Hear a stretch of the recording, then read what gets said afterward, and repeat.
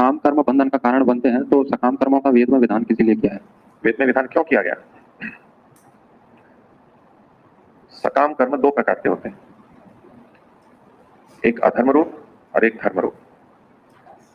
तो सकाम कर्म जब सामान्य व्यक्ति अधर्म रूप करता है, वो तो उसके लिए बहुत ही दुखद होते हैं, बहुत ही निकृष्ट योनियों में, शरीरों में वो चलते रहते हैं।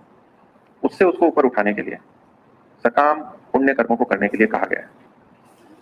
जब ये कहा जाता है कि सकाम पुण्य कर्म बंधन का कारण है, उसको इस तरह समझना चाहिए कि इससे मुक्ति नहीं होगी, बंधन बना रहेगा। यानी सकाम पुण्य कर्म बंधन से मुक्त नहीं कर सकते।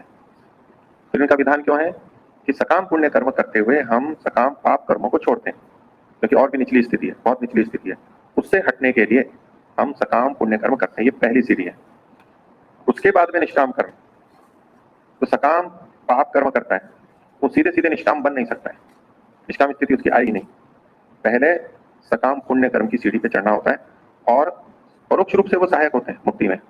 सकाम पुण्य कर्मों को करते हुए भी व्यक्ति को संयम करना होता है, क्योंकि सकाम पाप कर्म करने में तो असंयम रहता है। किसी का धन पड़ा है, देख नहीं रहा है, उठा लिया, धन प्राप्त कर लिया आसानी से, चुरा लिया, बल अधिक है, पीड़ित करके दंड देके या मार के और ले लिया उससे धन, तो सरल होता है। तो जब व्यक्ति पुरुषार्थ से ही धन कमा रहा है, भले ही सकाम रूप से कमा रहा है, तो उसमें श्रम करता है, तप करता है और संयम रखता है, उसने व्रत ले रखा है कि मैं दूसरों का धन नहीं लूंगा, भले ही मेरे को रूखी रोटी खानी पड़े, भले ही छोटा मकान हो, लेकिन मैं दूसरों का नहीं लूंगा, अपने पुरुषार्थ का ही लूंगा, चोरी का नहीं लूंगा। तो ये उसका तप और संयम चलता रहता है, जो कि उसके लिए आगे के लिए सहायक होता है। इसलिए ये मुक्ति में सहायक है, इसको ऐसा नहीं समझें कि ये मुक्ति में बाधक है, सोचने की दृष्टि है केवल। ये मुक्ति में सहायक होते हैं, लेकिन यहीं पर ही कोई अटक जाए तो वो मुक्ति के अंदर बाधक होता है।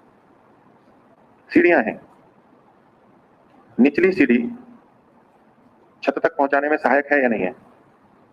है, तो उसी पे ही खड़े हो जाए हम, निचली सीढ़ी पे। वो हमारे को ऊपर तक पहुंचा देगी क्या? नहीं पहुंचा सकती। सहायक तो है, लेकिन वो वहां ऊपर तक नहीं पहुंचा सकती। तो जब ये कहा जाए कि निचली सीढ़ी छत पर नहीं पहुंचा सकती, उसका मतलब यह है कि निचली सीढ़ी पे ही अगर हम खड़े रहे, हम कभी भी छत पे नहीं जा सकते। इसका ये अर्थ नहीं है कि निचली सीढ़ी ऊपर चढ़ने में सहायक नहीं है, सहायक है, लेकिन हम वहीं पर ही रुक गए तो बंधन का कारण है, वो ऊपर नहीं पहुंचा सकती। इसी तरह से ये समझना चाहिए। तो इसलिए वेद में सकाम कर्मों का विधान किया गया है।